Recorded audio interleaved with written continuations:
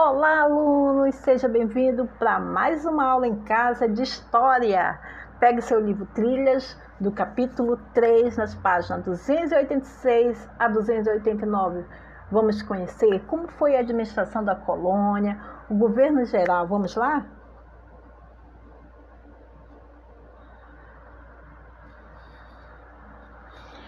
Administrando a colônia. Então, alunos, como as terras brasileiras eram bastante desejadas pelos europeus, a partir de 1530, a coroa portuguesa, de forma bem organizada, ocupou os territórios brasileiros para evitar possíveis invasões, e foi aí que começou o processo de colonização. Mas, pergunto de vocês, o que significa colonizar?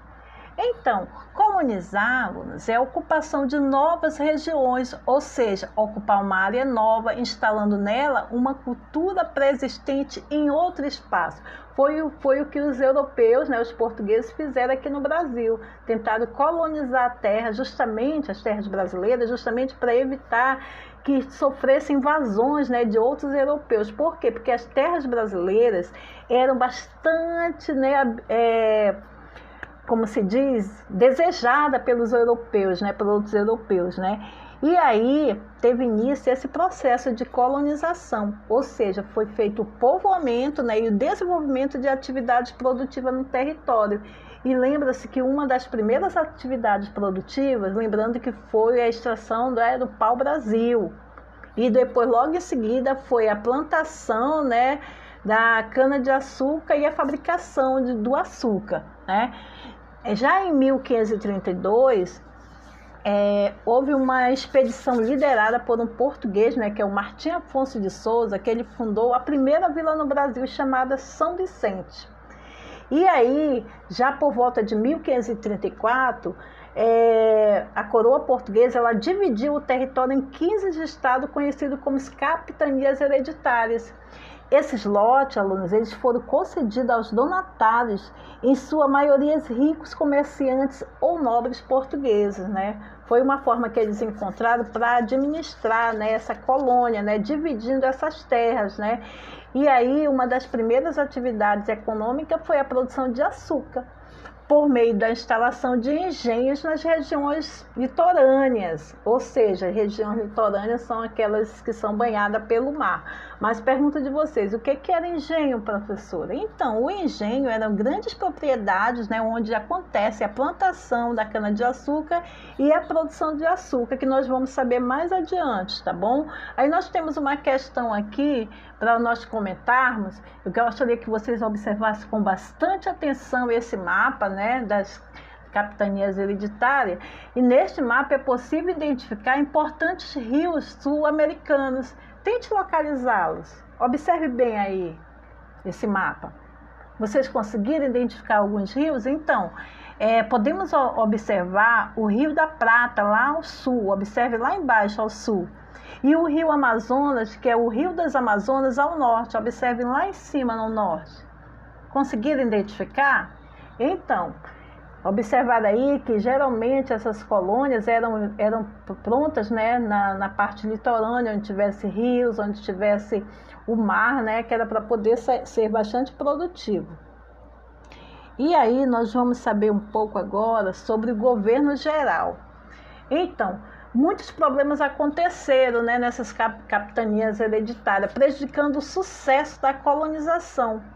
Por quê? Porque alguns donatários eles não fizeram os investimentos necessários e assim várias capitanias não foram bem ocupadas, Além disso, muitos indígenas resistiram às ocupações lutando em defesa das suas terras, ou seja, os indígenas eles se sentiram prejudicados porque estavam invadindo a terra deles. Nesse período aí houve muitas mortes, muitas guerras entre os europeus e os indígenas.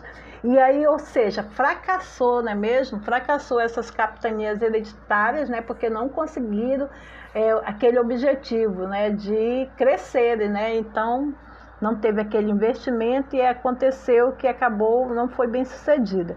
Então, dessa maneira, em 1549, Portugal implantou uma administração centralizada para governar o Brasil, que foi chamada Governo Geral. Então, o governo geral ele tinha o objetivo de ter uma administração melhor, né? Que já que os donatários não conseguiam administrar bem essas capitanias hereditárias, então o objetivo desse governo geral era justamente ampliar, né, esse comércio, essa fabricação da cana-de-açúcar. E aí nós vamos descobrir que a nossa primeira capital do Brasil, né, foi Salvador, não é mesmo?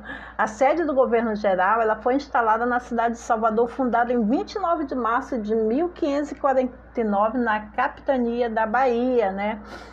Ou seja, quem foi o primeiro governador geral? Foi o Tomé de Souza, que ele foi encarregado de organizar a construção da cidade.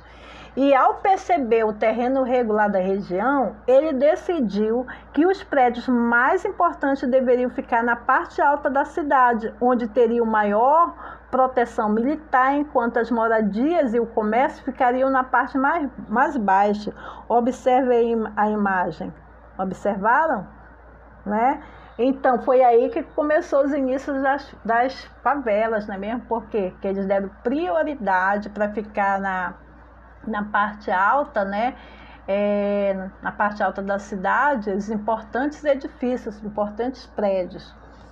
Vamos dar sequência aqui da nossa aula e aqui nós vamos para nossas atividades. Então, você vai ler o trecho, né? Que retrata da ocupação da colônia aqui na página 289, que diz assim, vamos ler juntos? As vilas e cidades geralmente se formavam ao redor de fortes construídos pela coroa portuguesa, que escolhia o local dessas construções de acordo com seus interesses políticos, militares ou econômicos. Para a fundação das vilas, uma cruz era erguida em um local de destaque.